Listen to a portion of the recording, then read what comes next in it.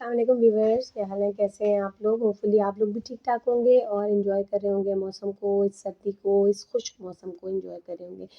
जब मैं सुबह-सुबह उठी क्योंकि मैं सुबह बहुत अर्ली उठती हूँ, तकरीबन 5 बजे अज़ानों से भी पहले, तो मैं अपने बच्चों के लिए जब लंच और नाश्ते प्रिपेयर कर रही थी, ब्रेकफ़ास्ट प्रिपेयर कर रही थी, तो उसमें मैंने जब फ्राइंग का काम शुरू किया क्योंकि मेरा होता है कि मैं सारे आइटम्स थोड़े-थोड़े और फिर इस लॉन्ग वीकेंड के बाद बच्चों का जब मूड भी नहीं होता स्कूल जाने को, तो उनको फिर ऐसा अट्रैक्टिव लंच दे के मैं बहला-फुसला के स्कूल भेजती हूँ कि बच्चे जो हैं वो उस लंच की खातिर भी स्कूल जाने को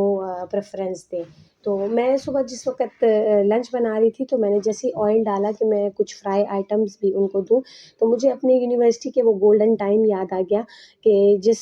टाइम में मेरी सबसे बड़ी अय्याशी जो हुआ करती थी, वो यूनिवर्सिटी की समोसा प्लेट हुआ करती थी। और मैं वो समोसा प्लेट बड़े शौक से खाती थी, मतलब मेरे लिए अट्रैक्टिव पार्ट होता था यूनिवर्सिटी का कि मैं यूनिवर्सिटी जाऊँगी और मैं वो समोसा प्लेट ज़रूर खाऊँगी। तो अक्सर अब भी जब मैं कभी-कभी मुझे अपने वो पुराने दिन याद आते क्योंकि मेरा बेस्ट टाइम यूनिवर्सिटी का टाइम था और जब मैं एमफ़िल से पास आउट हो रही थी तो अ, उस वक़्त मेरी शादी हो चुकी थी, उस वक़्त मैं अपने हस्बैंड को भी लेकर जाया करती थी अपने साथ कि आओ हम समोसा प्लेट खाते हैं। तो अभी भी मेरी ज़िंदगी में एक ऐसा मतलब जब मैं बहुत उदास होती हूँ ना, तो मुझे वो अपना समोसा प्लेट मैं कहती हूँ चलो आओ बैचलर पार्टी करते हैं कि हम बैचलर लाइफ़ में वापस जाते हैं और चलते हैं वहाँ पे समोसा प्लेट खाते हैं। तो समोसा प्लेट जब मैं बहुत ज़्यादा खाती थी, मेरे एक टीचर होते थे उस वक़्त वो मुझे कहते थे कि खाओ, खाओ जितना खाना है लेकिन ये याद रखो कि ये कार्सिनोजेनिक है। उस वक़्त तो मुझे वो उनकी बात समझ नहीं आती थी, लेकिन फिर जब मैंने इस चीज़ को सर्च किया और जब देखा, उससे डिटेल्स निकाली, तो वाक़ई उनकी बात में बिल्कुल वज़न था और वो बिल्कुल सही कह रहे थे कि वो कार्सिनोजेनिक किस सेंस में है। हमारे जितने भी फ़ास्ट फ़ूड चेन वाले हैं और जितने भी फ्राइड आइटम सेल आउट करने वाले लोग हैं, जितनी भी बेकरी प्रोडक्ट सेल करने वाले लोग हैं, तो वो ये करते हैं कि ऑयल का मिसयूज़ यानी बार-बार यूज़, मल्टीपल टाइम यूज़ करते हैं, उसी ऑयल को बार-बार हीट करते हैं, उसी में चीज़ें फ्राई करते हैं, फिर उसे रख देते हैं, फिर नेक्स्ट डे के लिए वो दोबारा उसी को इस्तेमाल करते हैं। तो इट इज़ रियली कार्सिनोजेनिक क्योंकि वो एक केमिकल प्रोड्यूस करता है जिसे एक्रोलीन कहते हैं और वो ट्रांस फैटी एसिड है, वो ऐसा एल्डिहाइड है क्योंकि ये वेजिटेबल ऑयल होता है, इसको बार-बार कुक करना, ओवर कुक करने से वो केमिकल जिसे एक्रोलीन कहते हैं, वो एक्रोलीन बेसिकली जो है ना वो क्रूड ऑयल होता है, ठीक है? जब आप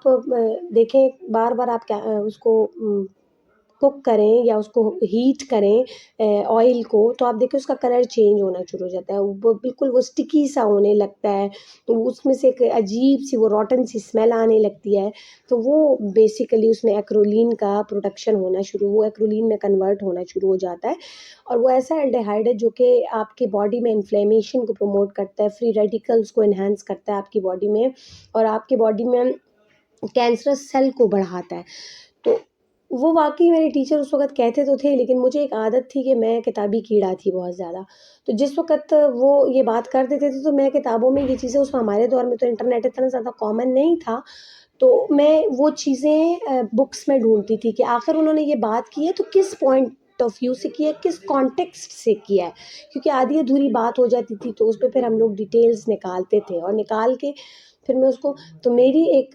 रिक्वेस्ट है आप लोगों से और इस वीडियो का मकसद भी है कि ऑयल को बार-बार हीट अप ना करें, ऑयल को बार-बार फ्राइंग के लिए इस्तेमाल ना करें, जो कढ़ाइयाँ हम भर लेते हैं। क्योंकि ये ट्रेंड जब मेरी नई-नई शादी तो मेरे भी घर में ये ट्रेंड था कि मैं देखती थी कि वो लोग ले आते थे ऑयल और वो डाल देते थे कढ़ाई में और उसको बार-बार हीट अप करते थे, उसको बार-बार फ्राइंग के लिए और ख़ास तौर पे रमज़ान शरीफ में हम लोग ये इस प्रैक्टिस को बहुत ज़्यादा रखते हैं कि हम ऑयल को बार-बार हीट अप करते हैं और उस चीज़ को हम बार-बार यूज़ करते हैं।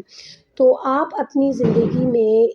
ऐसे तमाम पैरामीटर्स को निकालें जो आपकी ज़िंदगी में बीमारियाँ लाने का सबब है। तो उनमें एक ये भी चीज़ है कि अगर आप फ्राइंग के पर्पज़ के लिए ऑयल को बार-बार यूज़ करते हो तो आप उतना ही अमाउंट डालें जो यूज़ हो जाए और उसको बाद में अपने सालन में यूज़ कर लें, सेकंड टाइम उसको हीट अप ना करें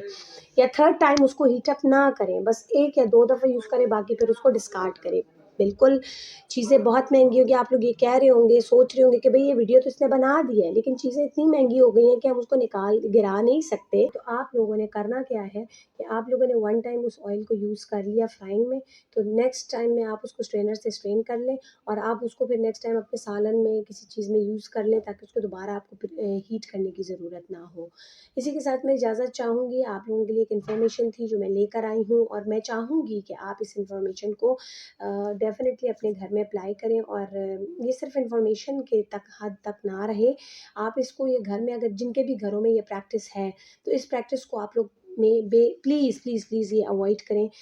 अपने बच्चों की सेहत का ख़्याल करें क्योंकि ज़्यादातर हम लोग बच्चों को ही फ्राइड आइटम्स देते हैं, नगेट्स हो गए, ये चीज़ें हो गई इधर-उधर। तो ये चीज़ें आप अवॉइड करें और अपनी सेहत का ख़्याल करें, अपने बच्चों की सेहत का ख़्याल करें और अपने घर वालों की सेहत का ख़्याल करें। अल्लाह हाफ़िज़, अपना बहुत ज़्यादा ख़्याल रखें, दुआओं में याद रखें।